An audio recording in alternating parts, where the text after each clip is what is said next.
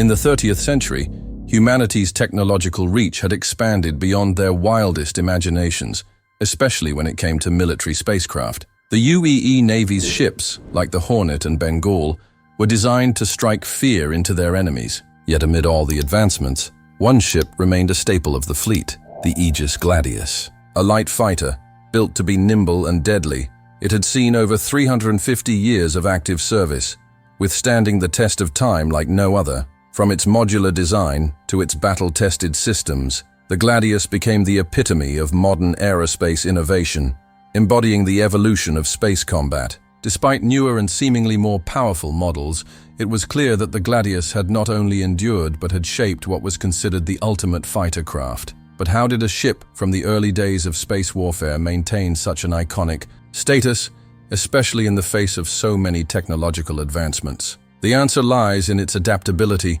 and unparalleled maneuverability. Unlike the massive capital ships of early space combat, the Gladius was a product of precision and efficiency, designed for speed and agility rather than raw firepower. As the military transitioned from large, lumbering warships to the need for agile, high-performance fighters, the Gladius not only kept pace, it became the gold standard. With its remarkable shield technology, quantum drive efficiency, and versatile fighter tactics, the Gladius proved to be more than just a relic of the past.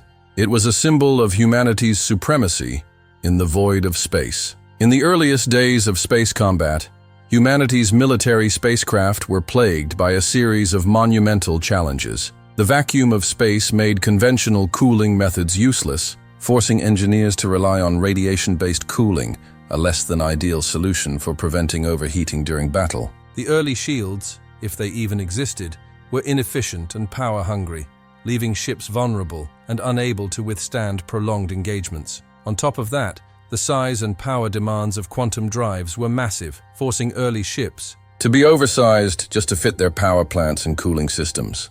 Large warships dominated the early stages of space combat, their size and firepower seen as the key to victory. But the real turning point came when humanity began to realize that bigger wasn't necessarily better. As technologies advanced, it became clear that space combat needed to shift towards smaller, more agile ships, fighters that could outmaneuver their enemies. With the development of more efficient power plants, better shields, and sleeker ship designs, the once dominant role of the giant capital ships began to wane. It was the dawn of a new era, where speed, precision, and tactical brilliance would outclass brute force. The Gladius, with its lightweight frame and cutting-edge technology, would soon rise to meet this challenge head-on, setting the stage for a new chapter in human space warfare. Humanity's first contact with the Banu was nothing short of a wake-up call. Observing their ships, humanity realized how far behind they were in terms of shield technology, power plant efficiency, and quantum drive capabilities. The Banu's ships were sleek, fast, and formidable,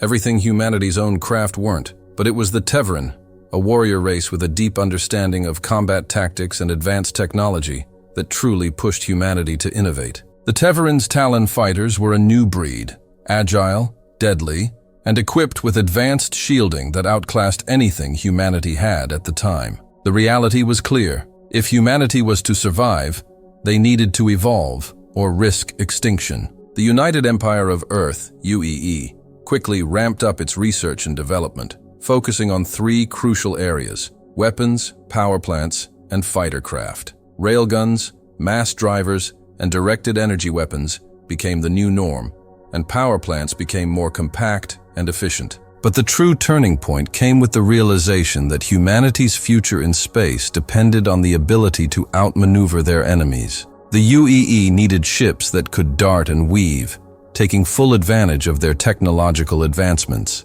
The answer came in the form of small, nimble fighters, like the Stiletto and eventually the Gladius, designed to counter the Tevarin's superiority and ensure humanity's place in the stars. In 2589, under the ambitious Project Wildcat, Aegis Dynamics set out to create a new kind of fighter. The goal was clear: design a ship that could handle the demands of modern space combat while maintaining the speed and agility needed to face advanced threats. The Gladius was born from this vision, a light, fast, and highly maneuverable fighter that could perform a variety of roles in combat. It was a breakthrough in military spacecraft design, integrating modern cooling systems, modular upgrades, and advanced shield technology.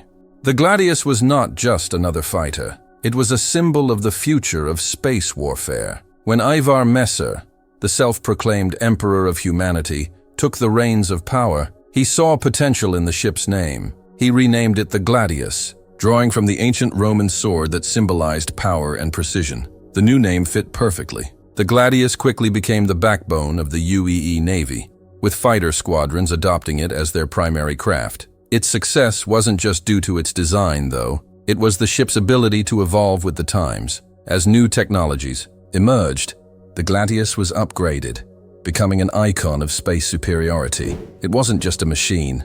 It was a legend in the making. The Aegis Gladius truly earned its place in history during the Second Tevarin War. The 36th Fighter Squadron, equipped with Gladius fighters, proved invaluable in defending capital ships from Tevarin bombers and boarding craft. With its unmatched maneuverability and precision, the Gladius was able to protect the heart of the UEE fleet, ensuring that Tevarin bombers never had a chance to break through. The Gladius wasn't just a tool for defense, it was a weapon that helped turn the tide of war. Its battle-tested design became a symbol of hope and resilience in a war-torn galaxy. But the Gladius didn't stop there.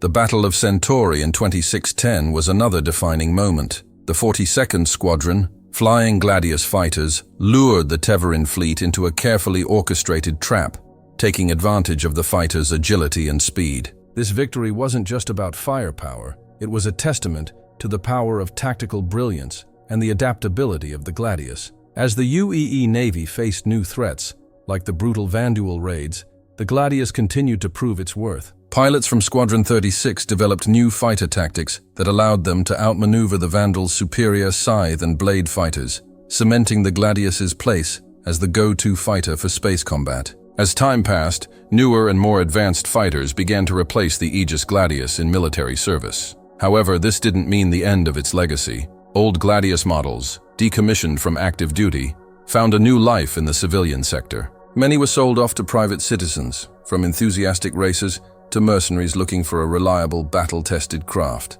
Gladius racing leagues soon became a popular sport, where ex-military pilots pushed their ships to the limit in high-speed competitions. The Gladius, built for combat, was now a symbol of adrenaline and skill in the civilian world. But the Gladius wasn't just for sport. Its durability and versatility made it a favorite choice for bounty hunters and private security forces. Mercenaries, often working in the shadowy corners of the galaxy, adapted the Gladius for a variety of roles, from high-risk extractions to escort missions. Some versions, like the Valiant, became legendary in their own right, associated with heroic feats and daring escapes. The Gladius had transcended its military origins, becoming a cultural icon, proof that even in the civilian world, humanity's superiority in space combat could not be denied. Even as the United Empire of Earth transitioned to heavier, more powerful fighters like the Anvil F-8 Lightning, the Aegis Gladius continued to hold a place of reverence in the hearts of pilots. The Gladius was more than just a spacecraft. It was a piece of history. Its legacy went beyond its military service. It had become the standard for what modern fighters should aspire to be. The ship's combination of maneuverability, adaptability, and battle-hardened design influenced the next generation of fighters, setting the tone for how space superiority would be defined for centuries to come.